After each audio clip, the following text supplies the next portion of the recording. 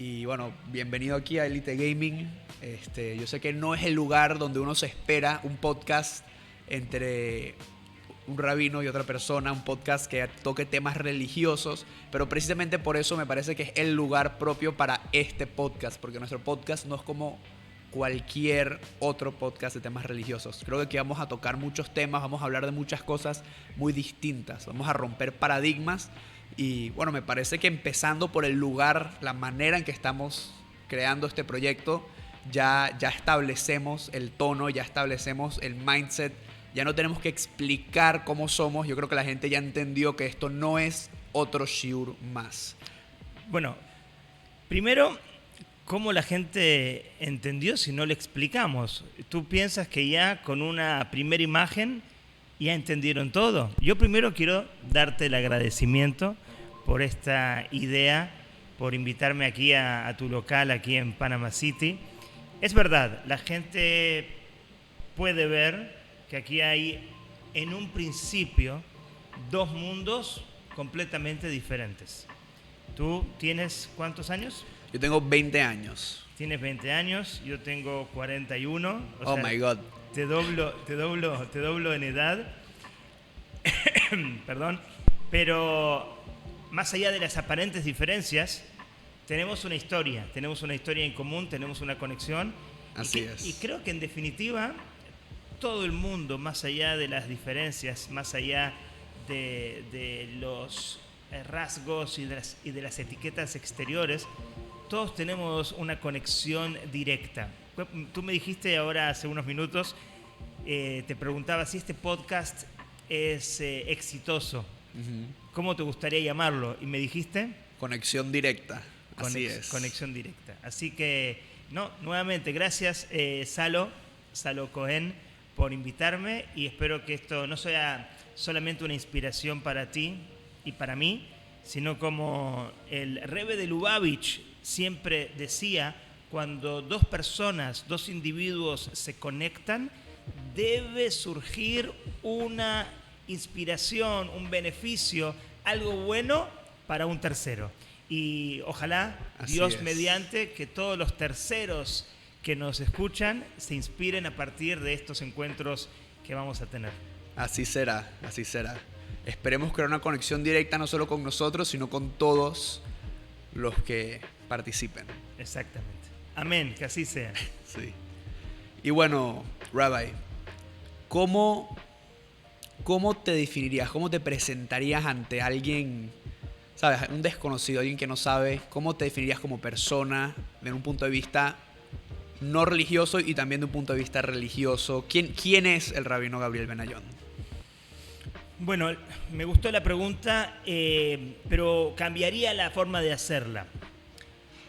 A mí no me gusta, porque así también lo aprendí de mis rabinos, etiquetar a una persona como religiosa o como ortodoxa o como no religiosa o no ortodoxa. Eso en un principio. Yo no me considero una persona religiosa. Oh, wow. Me considero... ¿Cómo me definiría? Yo me defino... Soy un rabino. Estudié para rabino. Soy también diplomado en terapia cognitivo-conductual. Una persona que hace muchos años, exactamente o aproximadamente 20 años, dedica su vida a partir de una historia personal de ansiedad y ataques de pánico. Dedico mi vida a desarrollar estos conceptos de ayuda al público a partir de mi propia experiencia. Entonces, lo que yo quiero decir es que más allá de mi diplomado o más allá de mi título rabínico, creo que el título más importante que yo tengo es el título de haber sufrido ansiedad y ataques de pánico, y a partir de eso entender que este sufrimiento fue como una catapulta, un propulsor para entender que mi vida y mi misión era ayudar a la gente, no desde el estatus de rabino. Normalmente cuando una persona es un rabino o un líder comunitario, un gurú, las personas como que enseñan desde un pedestal. Enseñan cómo desde la superioridad. Tú eres mi receptor, yo soy el que sabe el concepto y como que se marca una gran diferencia. En mi caso, yo trato de que eso no sea así. Yo me considero, no conozco quizás otro rabino que diga, sufrí ansiedad, sufrí ataques de pánico, sufrí en un periodo específico de mi vida y a partir de mi sufrimiento y mi experiencia quiero compartir contigo una enseñanza que seguramente te va a ayudar. ¿Por qué? Porque no es teoría. Claro. Entonces, mi título no es rabínico, no es psicológico, mi título es un título de experiencia de vida. Experiencia de vida y por sobre todas las cosas, empatía. Yo me defino así, pero quiero tomar la palabra, con tu permiso. Quiero yo también entrevistarte a ti. Claro que sí. Quiero que la gente te conozca y según los likes o los comentarios que van a ver, vamos a decidir si seguimos con este proyecto, porque si tiene receptividad en la comunidad digital, entonces lo seguimos con toda la fuerza. Claro que sí. Entonces, te pregunto a ti, Salo, ¿tú cómo te definirías? Eso es una muy buena pregunta. Yo me defino como una persona que le gusta aprender y que está abierto a todo. Alguien que primero ve, primero vive, se asegura de tener todos los hechos en su conciencia, en su sabiduría, antes de decidir qué hacer o qué no hacer. De hecho, yo estaba hablando con unos amigos en estos días y, bueno, abarcando el tema religioso, yo les dije, yo me considero un ortodoxo no practicante. Ellos me dijeron, ¿y cómo funciona eso? Yo les dije, muy simple. Considero ortodoxo en el sentido del conocimiento de... Yo sé qué funciona y qué no. O sea, yo sé qué es el deber ser y qué no es el deber ser. Estudio activamente, aprendo todo el tiempo, pero no soy practicante en el sentido que no necesariamente hago todo lo que por lo general hay una persona ortodoxa o religiosa, tomando el término que la mayoría de la gente usa, que me imagino yo que dejaremos de utilizar y redefiniremos nuestro vocabulario en el transcurso de esta serie para tener palabras un poco más acertadas, no solamente para nosotros, sino también para ver si podemos educar a la gente y mostrarles que no existe el estereotipo. El estereotipo no define a la persona. Una persona que es ortodoxa no necesariamente es A, B y C, o una persona que no es practicante no necesariamente quiere decir que no sabe. De hecho, cuando yo les dije esto, me dijeron, ¿pero cómo así? Eran unos amigos muy religiosos míos. Yo les dije, bueno, mira, yo no inventé este concepto. Miren Sukkot. En Sukkot tienes 4 tipos de judíos que hacen que el mundo funcione. Tienes el que sabe y hace, el que sabe y no hace, el que no sabe y no hace, y el que no sabe y sí hace. Creo que los dije bien o los dije al revés. Bueno, después en la edición lo vamos a ver. Después vemos si lo dije o si dije uno al revés. El punto sería... El punto es que los 4 son igual de importantes y que es posible saber y no hacer. Y solo porque tú no sabes, no quiere decir que... solo porque tú no necesariamente haces todo, no quiere decir que el otro te tiene que tomar de menos. No tiene que decir que el otro tiene que decir, no, es que tú no sabes nada porque tú no haces A, B y C. No. Uno puede estudiar y decidir qué hacer y qué no hacer. Y bueno, por esos lados me defino así, un ortodoxo no practicante que le gusta aprender en todo y le gusta decidir, ok, yo sé que comer bien, comer verde es bueno para ti o es malo para ti, yo decido comer verde o no, a mi parecer. Muy bien, interesante. Tenemos que aclarar que en este primer podcast nos estamos conociendo. No vamos a debatir, en principio. Tal vez sí. Bueno, vamos a ver. ¿Quién sabe? Pero muy buena tu presentación. Me gustó ese concepto de ortodoxo no practicante. No practicante, aunque te quiero decir, bueno, ya vamos a debatir un poquito. Yo creo que ninguna persona puede decir que no es practicante. Ah, bueno, ni hablar. Porque primero, la Torá es muy extensa y también está escrito en el Talmud que todo individuo está lleno de prácticas o de valores religiosos también hablando, más como lo está lleno una granada de semillas. Es decir, que ninguna persona puede decir yo no practico la religión porque la religión también está llena de valores que se llaman mitzvot. y de actos de bondad. Y estoy seguro... No, está entrelazado en la vida de uno. Es verdad, es imposible o casi imposible decir que uno es 0% practicante. No, y yo te Y digo no, más. y yo sé que yo no soy 0% practicante, solo que no soy lo que por lo general se denomina como alguien que es ortodoxo. Técnicamente ortodoxo. Exactamente. Técnicamente ortodoxo. Pero bueno, entonces, y dime, vamos a compartir con la audiencia cómo se conocieron Salomón Cohen con el rabino Gabriel Benayon. ¿Hace cuánto pasó eso? Mire, yo creo ¿Y que en qué circunstancias pasó eso? las circunstancias son lo jugoso. Eso pasó hace ya 7 años, creo yo. Fue hace 7 años, en la época de mi bar mitzvah. Justo me había mudado. Bueno, yo nací en Venezuela, me mudé a Miami y justo para la época de mi bar mitzvah, así yo cumplí 3 años en septiembre y me mudé Cuéntale a al Panamá público en que nos agosto. está viendo qué es el bar mitzvah también. Bueno, ¿qué es el bar mitzvah? Bueno, solamente en este tema pudiéramos estar 10 horas hablando de qué es un bar mitzvah, pero con pocas sentencias. para mí, y yo creo que es una definición bastante global, el bar mitzvah es cuando uno pasa de ser un niño a ser Hablemos de la parte técnica de lo que es un bar mitzvah. Bueno, porque la parte técnica. Ese va a ser un podcast en sí mismo, Claro. quizás el bar mitzvah. Pero la parte técnica de lo que es un bar mitzvah, que a partir de esas circunstancias fue que nosotros nos conocimos. ¿Qué tenías que hacer? Tenía que rezar bastante y nunca en mi vida lo había hecho. Bien. No solamente que nunca lo había hecho, sino que yo pensé en ese momento, bueno, nosotros pensábamos en ese momento, que yo había estudiado lo que tenía que estudiar para mi bar mitzvah, llevaba una buena cantidad de tiempo estudiando. Y cuando me preguntaste, cuando me hiciste el test, la prueba de fuego, nos dimos cuenta que efectivamente faltaban 2 meses para mi bar mitzvah, un mes para mi bar mitzvah. 2 meses faltaban, sí. 2 meses y yo no sabía, sabía el 5% y es mucho de lo que tenía que saber. Entonces creo que los dos asumimos el reto, porque esto no fue solamente de mi parte, esto fue de ambas partes, de ver cómo hacíamos para que desde noviembre hasta enero... Pero cuéntale a la gente, tú te estabas mudando de país. Me estaba mudando de país. Venías de Miami a Panamá y venía también tu bar mitzvah.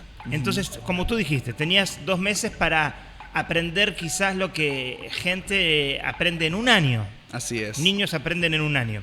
Pero niños que están en su país, en su casa, en su zona de confort. Yo me había mudado, me habían sacado de mi planeta y me habían metido en un planeta totalmente distinto. O sea, toda mi dinámica de vida cambió a nivel escolar, a nivel familiar, a nivel social, emocional. A nivel emocional ni hablar. O sea, todo fue un 360 o 180 o como quieras llamarle. Y después encima que tenía 2 meses para llevar a cabo el bar mitzvah, que para el momento cuando tienes 13 años es el logro más grande de tu vida. O sea, es el pico de la vida de un niño joven, hasta me atrevo a pensar, no sé, por lo menos 17, 18 años. Es correcto. Todo el mundo diría, ¿cuál es tu mayor logro, tu pico? El bar mitzvah. Y obvio, en la bar mitzvah se recibe muchos regalos y mucho dinero también, ¿no? Así es.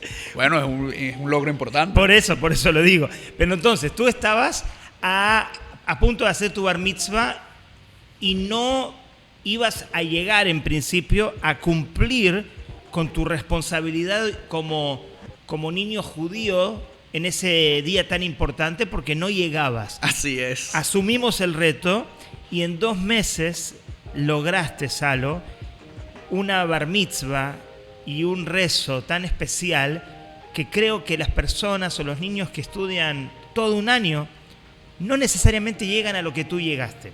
Y sin entrar en detalles, tu salto fue un salto cuántico a nivel espiritual o a nivel técnico espiritual en relación a tu bar mitzvah. Y a partir de eso, tú y yo nos conocimos. Así es. Y lo interesante es que quedó una conexión directa. Y nos mantuvimos conectados y conversábamos mucho, venías a la oficina, estudiábamos, habían momentos en los cuales habían vacíos, ¿sí? Normal, pero siempre, por alguna razón, nos volvíamos a conectar. Y creo que contarles al público y a la audiencia por qué estamos haciendo esto y cómo se origina esto, creo que es muy importante, porque se origina también en un desafío. Así es. Yo mencionaba el desafío mío con la ansiedad y los ataques de pánico y la carrera que hice a partir de ese sufrimiento o de esa oscuridad. Y de alguna manera esta conexión directa que tenemos nosotros y que hoy queremos compartir con todo el mundo es también a partir de un desafío que tú tenías en ese momento, al cual le sacaste el jugo. Y yo creo que vamos a preguntarnos, se me ocurre ahora, ¿cuál es el objetivo que yo quisiera transmitir en este podcast? Es hablar de conceptos no tanto religiosos, sino conceptos de espiritualidad, donde se entienda que el desafío es para la oportunidad, que la oscuridad es para la luz, que la amargura es para la dulzura, que la pérdida es para la ganancia. Y justamente creo que la base de nuestra conexión directa viene de ese desafío que tú tuviste. Sin lugar a duda viene en base de ese desafío que en ese momento fue bien difícil. Bueno, para todos, para mí, para mi familia, para ti me imagino que también fue difícil. Tú habrás dicho, un joven que en su vida resonada, que no viene de un ambiente religioso, que de broma sabía leer hebreo y tenía un tiempo extremadamente recortado y unas expectativas, tengo entendido, no sé, me corregirás tú, pero tengo entendido que lo que mis padres esperaban de un bar mitzvah era mucho más de lo que por lo general se rezaba en un bar mitzvah. Sí, eso por un tema quizás cultural, porque ustedes vienen de Venezuela y estamos aquí en Panamá. Y en Panamá las costumbres eran menores de lo que se planteaba en Venezuela y tus padres querían que tú reces mucho más. Si me hubieran dicho, en 2 meses tienes que preparar a mi hijo para las costumbres de la comunidad panameña, no me hubiera puesto nervioso. Pero recordemos que tú no eras técnicamente ortodoxo, aunque no lo eres todavía, en este momento, y tenías que hacer una bar mitzvah, una liturgia y un ritual como si fueras completamente ortodoxo, como un niño que nació en un seno y en un nicho de personas religiosas. Entonces, ese fue nuestra conexión, que por venir de ese momento de dificultad, de ese momento de presiones, como tú mencionaste, en todo sentido, perduró la conexión en el tiempo.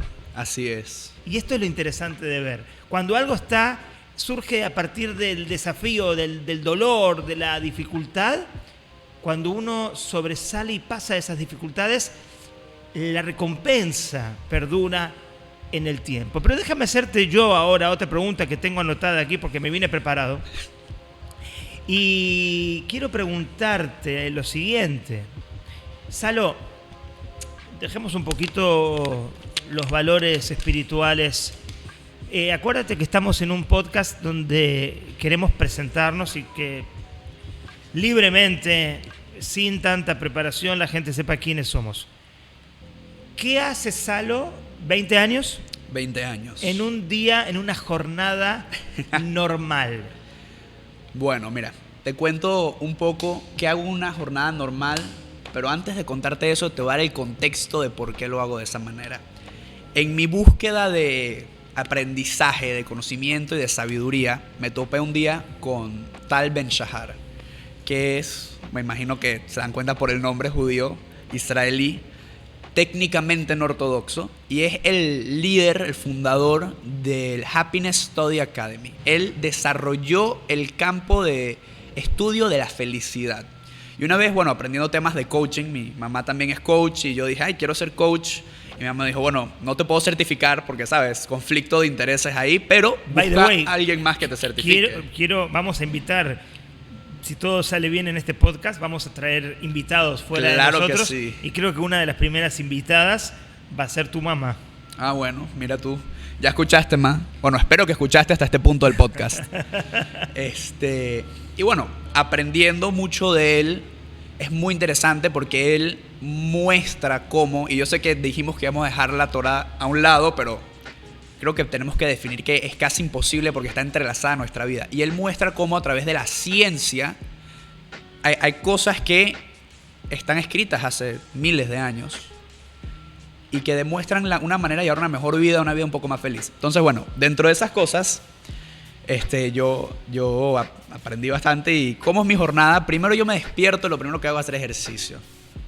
Me conecto conmigo mismo. ¿Y por qué lo hago cuando me despierto? Porque hacer ejercicio en la tarde es cómodo. A nadie le gusta hacer ejercicio, pero es más fácil hacerlo a las 6 de la tarde que a las 6 de la mañana. Creo que todos podemos estar de acuerdo en eso. ¿Y por qué lo hago a las 6 de la mañana? Porque es ese challenge adicional.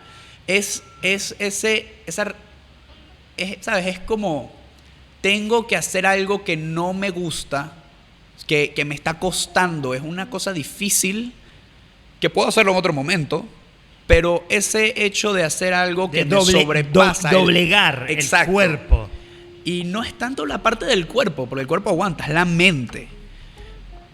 Yo siento que genera un bienestar que va más allá, que también de cierta manera es algo que pasa en todo, ¿no? En la vida muchas veces uno, para lograr llegar a otro nivel, para lograr avanzar en cualquier ámbito, uno muchas veces tiene que lograr hacer cosas que tal vez no están fuera de tus capacidades físicas, pero que sí tienes que romper esas barreras mentales, que tienes que romper esos límites autoimpuestos y lograrlo, ¿no? Entonces, bueno, ya. Una vez que yo paso eso, que yo considero que es el punto más difícil de todo mi día, yo digo, bueno, el resto del día, belleza. Por lo general trabajo, manejo esta empresa, manejo un par de cositas, de hecho. Cuéntanos, ¿esta empresa qué es? O sea, es el Gaming Center, el centro de esports más grande de Panamá y de los más avanzados en Centroamérica. ¿Por qué decidí dedicarme a esto? Porque siempre me gustaron los videojuegos, pero en un momento dado me di cuenta que era la industria que mayor potencial tiene a futuro.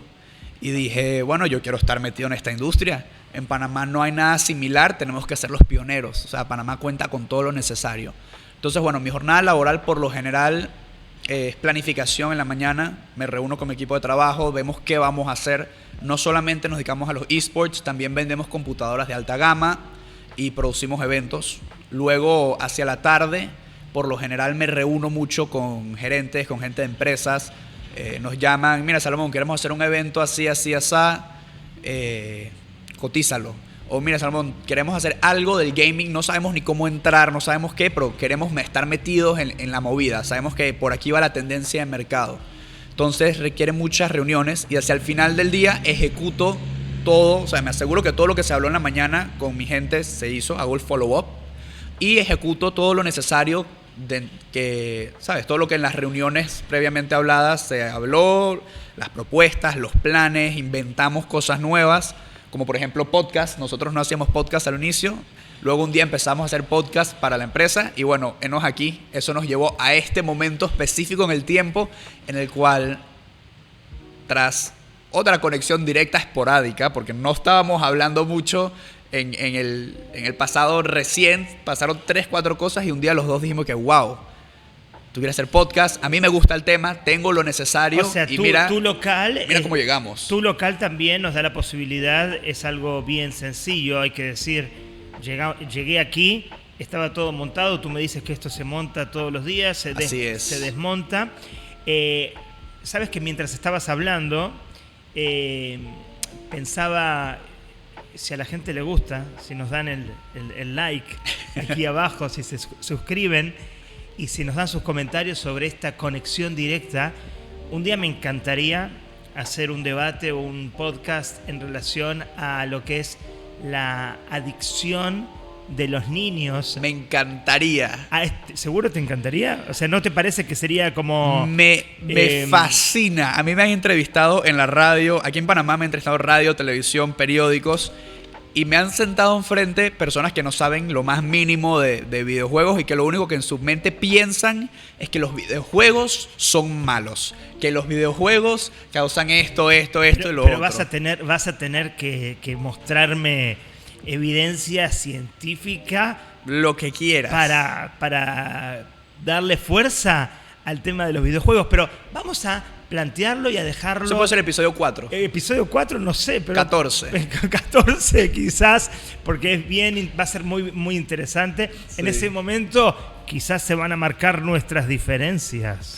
Mira, la verdad es que vamos a aprender uno del otro. Yo creo que más chance hay de que aprendamos mucho uno del otro y que tal vez los dos salgamos, yo salga un poco más hacia, tal vez sí genera un poco de cosas negativas y tú salgas un poco de, tal vez genera muchas más cosas positivas. Me encanta poder enfrentar, entre comillas, dos mundos para que pueda surgir un mundo completamente nuevo.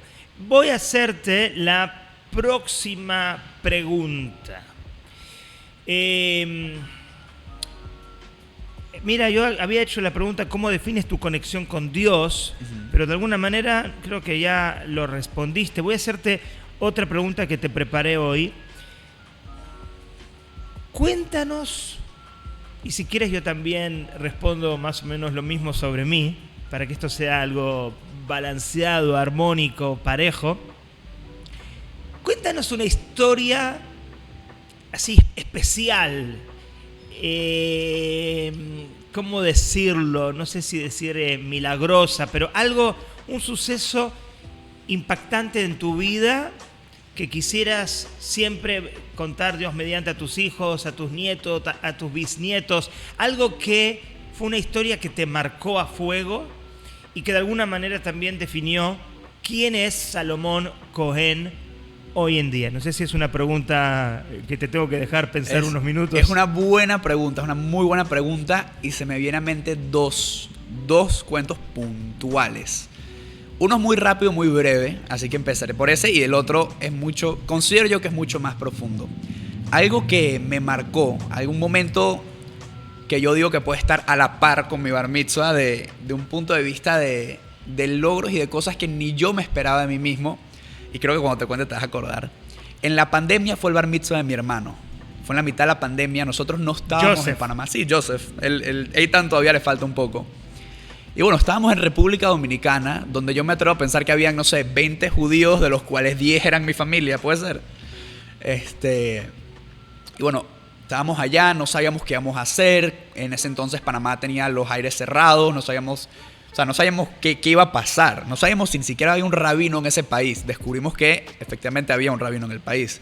Pero bueno, como sabrás, creo que cualquier rabino que ha preparado a niños para bar mitzvahs, cualquier niño que ha pasado por un bar mitzvah o cualquier padre de un niño, el momento del bar mitzvah es algo tan complicado para el niño que tú siempre tienes a tu rabino ahí a tu lado. Es la persona que te da esa seguridad, ese confort cuando estás parado enfrente de cientos de personas de que, mira, está bien, que te ayuda, que te apoya. Y bueno, en el caso de mi hermano Joseph, sí hicimos un bar mitzvah un poco más al estilo panameño, por decirlo de esa manera. Era un rezo un poco más reducido para Joseph. Pero teníamos el problema de, ¿quién lo va a acompañar? ¿De dónde vamos a sacar a alguien? O sea, sí, está el rabino de allá, pero no hay nunca se conocieron, no hay nada. No hay química, no hay confianza. No hay esa seguridad que debe sentir el joven al momento de hacer su bar mitzvah. Y yo no sé por qué mi papá me dijo, Salomón, pero tú no sabes llevar un rezo. Tú no sabes ser Hassan. Hassan significa el que lleva el rezo, el cantor. El rabino, de cierta manera, sí, el cantor. Yo le dije, bueno, no sé, llevo años que no hago esto, o sea, estoy totalmente fuera de mi elemento, pero podemos probar. Y me dijo, bueno, Salo, llama al rabino Benayón, tienes 2 semanas para prepararte. Y yo le dije, ¿what? Me acuerdo. Sí, así fue, ¿no? Así fue.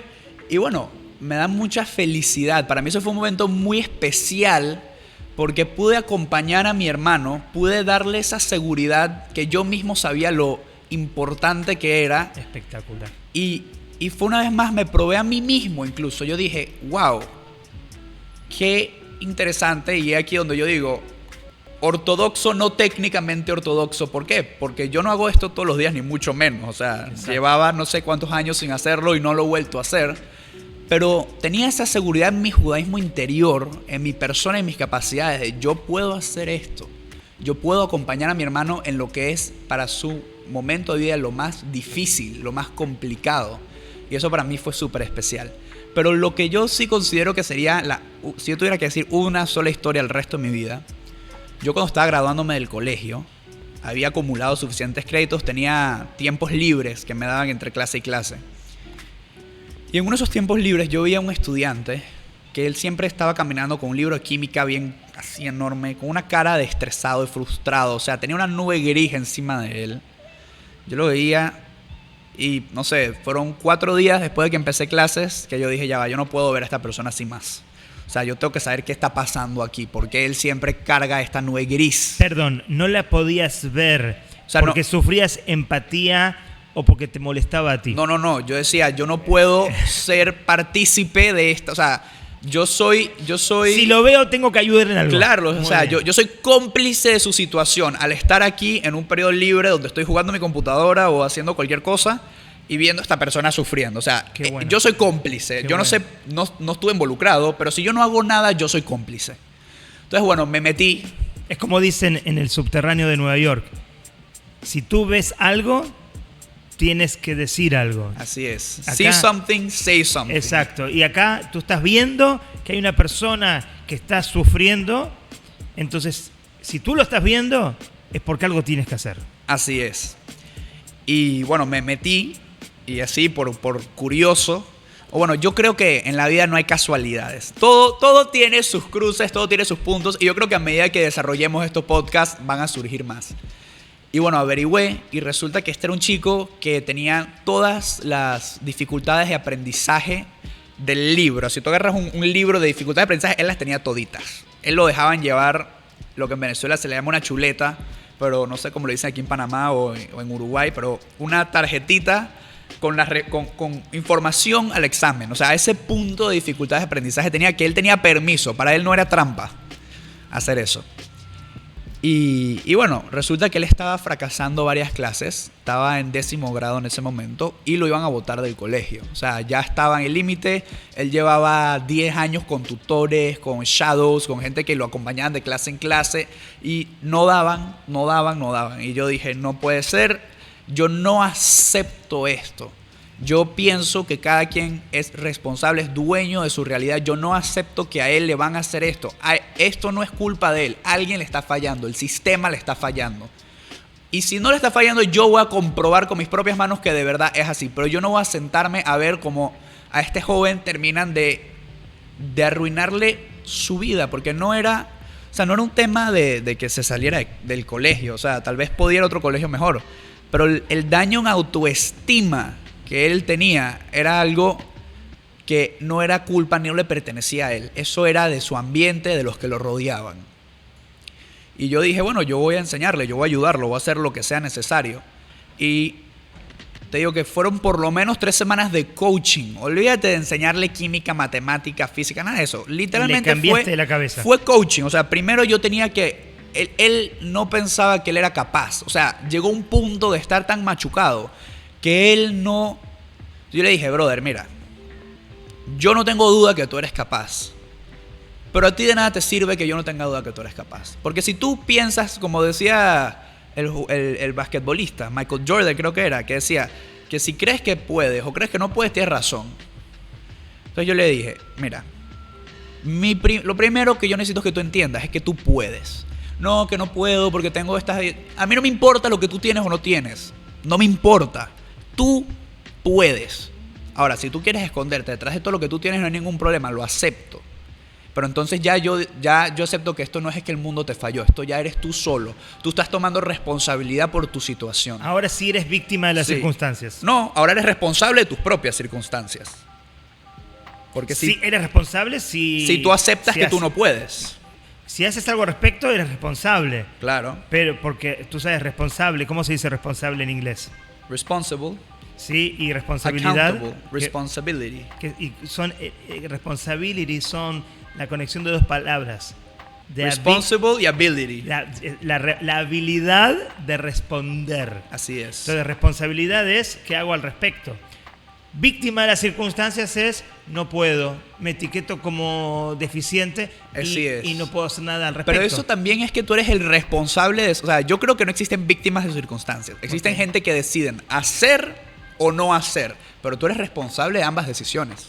Si tú decides no hacer, tú estás decidiendo activamente no hacer nada al respecto. O si tú estás decidiendo hacer... Bueno, en fin. ¿Pero cómo fue la historia? En fin, yo dije, yo voy a ver a este chico.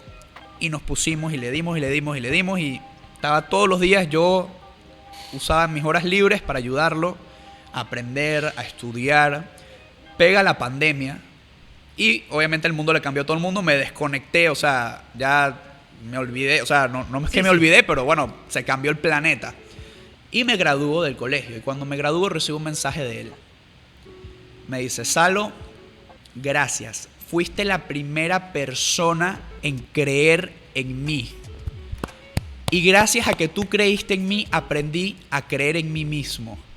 Y lo que me dijo, para que sepas que terminé el año con B y A. Que no tuve que tener, o sea, que ya no tenía tutor ni nada, lo tuve que hacer por mi propia cuenta, a pesar de estas circunstancias tan difíciles que me trajo la pandemia. A pesar de que para mí era más difícil incluso aprender en mi casa, donde tenía las distracciones, el PlayStation, la cosa, lo logré. Y eso fue gracias a que creíste en mí. Y el cuento no termina ahí. Un año después me lo encuentro. Y me dice, Salo, no sabes. Este era en 11º. Él terminó 11º grado. Él se debe estar graduando este año o si no se graduó el año pasado. Me dice, por primera vez en mi vida tuve un año donde no tuve tutores, no tuve shadows, no tuve acomodaciones de aprendizaje. Me dijo, no tuve que usar todas las acomodaciones que me daban y logré pasar el año con todo por arriba de una B. Y para mí eso fue lo más importante. O sea, eso creo, no sé cómo en algún momento de mi vida voy a lograr algo que tenga un mayor impacto en mí, ni hablar en él, pero en mí como persona, que ese momento que yo dije, yo no puedo ver a una persona en este nivel de sufrimiento, en este nivel de falta de confort y aceptarlo y estar así y dejarlo pasar. Yo tengo que hacer algo al respecto. Wow, Salo, me encantó y hay que decirle a la gente, esto no está para nada preparado. No. Y lo interesante es que yo estaba pensando mientras contabas tu historia que esa capacidad de impactar en otra persona como lo hiciste, que seguramente lo vas a hacer con muchísima gente en lo largo de tu misión en la vida hasta los 120 años, es una rúbrica, es un sello que tú tienes a partir de tu propia experiencia. De alguna manera, lo que contamos sobre tu bar mitzvah y lo que contaste después sobre cómo dirigiste los rezos en Dominicana para la bar mitzvah de tu hermano, eso es lo que tú aprendiste y lo que transmitiste. Yo estaba en el año pasado en los Estados Unidos en un congreso de rabinos anual y estaba en el subterráneo de Nueva York y volviendo de hacer compras me había comprado unas zapatillas deportivas y entró al subway, al subterráneo, un indigente, un homeless que no tenía zapatos. Entró descalzo. Entró con una vestimenta muy precaria y entró sin zapatos. Y yo me lo quedé mirando. Y de la misma manera, ¿por qué cuento esta historia? Que quizás muchos conocen, otros no, pero es la historia más o menos de lo que me inspiré en ti. Porque tú viste algo, tú viste la necesidad en el prójimo y tú te preguntaste por qué yo estoy viendo esto.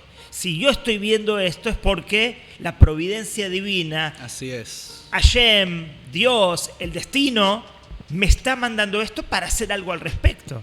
Entonces yo pensé en ese momento, después de mirar al homeless, al indigente, un minuto, en ese momento me pregunté por qué yo estoy viendo esto. Pero la pregunta era también por qué yo tengo mis propios zapatos puestos y también acabo de comprar unas zapatillas deportivas. Significa que yo tengo 2 pares de zapatos. Y un par de pies. Y un par de pies. Y este señor no tiene zapatos. ¿Por qué yo tengo 2 pares y él no tiene zapatos? Entonces, como pueden ver en el video que se hizo viral en todo el mundo, tuvo más de 50 millones de... Ah, wow. Sí, una persona que yo no conocía, pero mis hijos conocen, que no te puedo mencionar el nombre, pero es un colaborador o famoso de un programa que se llama Dancing with the Stars, Bailando con las Estrellas en Estados Unidos. Él solo publicó mi video entregando los zapatos al indigente y él solo tenía, después de unos días, 7.3 millones. Wow. Salió, como ustedes pueden ver, en Telemundo, en CBS, en CNN. Pero bueno, el punto no es la fama, sino el punto es la enseñanza que queremos transmitir a la gente con tu historia y con esta historia que también estoy compartiendo. Cuando ves algo, es para decir algo o para hacer algo al respecto. Porque si la providencia divina te lo puso enfrente, te lo en el puso, camino, esto es para ti. No es para que tú hagas la vista gorda y que... No, aquí tienes una misión y si no abres los ojos, porque mucha gente piensa que ve, pero tiene los ojos cerrados. Si no vemos la necesidad del prójimo y cómo ese prójimo necesita ser ayudado por nosotros, porque por eso lo estamos viendo, entonces no estamos acercándonos a nuestra misión. Entonces, así es. Mira, Salo, creo que para hacer el primer podcast salió muy bonito, muy especial. Sí. Me encantó hacerlo, me encantó compartir contigo. Vamos a ver qué opina la gente, vamos a ver cuáles son los comentarios, cuántos likes nos dan, si quieren que sigamos... si tienen preguntas, temas que quieren que abarquemos. Me gustó, si tienen preguntas. Las próximas ediciones vamos a hacer más quizás debates, quizás temas más polémicos, mostrando la conexión directa a pesar de los mundos aparentemente diferentes. Queremos traer personalidades que puedan también ser entrevistados por nosotros y cada uno de nosotros también poner lo suyo. ¿Qué le dirías a la gente después de este primer podcast como conclusión, terminando este primer podcast y proyectándonos hacia el futuro? Eso es una muy buena pregunta. ¿Qué le diría a la gente? Bueno, primero les agradecería a todo el mundo por llegar a este punto. Espero que hayan aprendido algo o por lo menos disfrutado la inversión de su tiempo en escucharnos. Espero que logremos haber creado... Estoy pensando en inglés y hablando en español. Decilo en inglés, decilo en inglés. We created a direct connection with you. Que creamos una conexión directa con ustedes y que bueno, que alguna parte de nuestras historias hayan conectado, hayan resonado con sus vidas. Y bueno, la verdad es que les digo que los invito a compartir las preguntas que nos hicimos el Rabino y yo para conocernos, para que ustedes nos conozcan. Les invito a compartir estas preguntas con ustedes mismos y contarnos para que nosotros los conozcamos, sepamos quiénes son las cientos o las miles de personas que están del otro lado de la pantalla. ¿Y de dónde nos ven?